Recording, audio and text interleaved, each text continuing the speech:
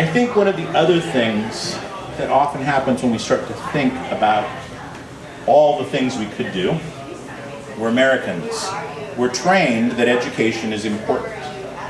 And so we think, well, if I'm going to do this thing, well, I need to get all sorts of education in order to be a more active Catholic. And there are some things that require education, but there's a lot that doesn't. And I think a great image, great icon for a missionary disciple, we just read about her, well, some of us read about her, just back in Lent, the Syro-Phoenician or the Samaritan woman. It's the story we encounter in John chapter 4.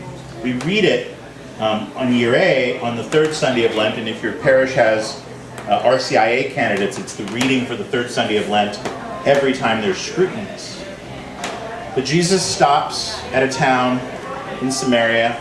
His disciples go into town and Jesus is sitting at the well, and the woman comes to the well at midday to get water. And we all know what that means.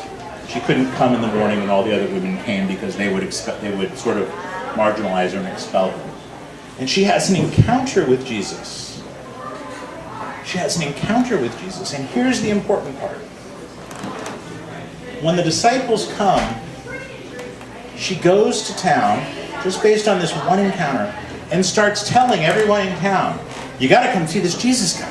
He told me all about myself. You know, she didn't wait to go to seminary. She didn't wait to get a degree in theology. She didn't wait to go to the Lay Pastoral Ministry school. She simply got up and started telling people about Jesus.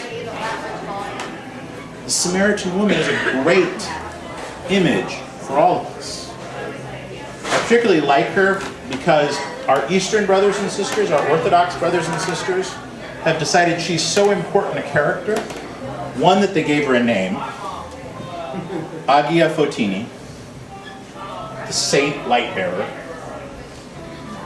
but they also gave her a title that I love, equal to the apostles.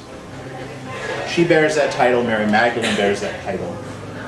These are people, both cases, people who had no official authority, but they did the work.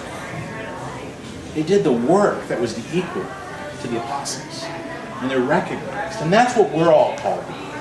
We're called to be that sort of witness that just goes out and tells people about our experience of Jesus. Now, yes, as I said, some of this requires formation.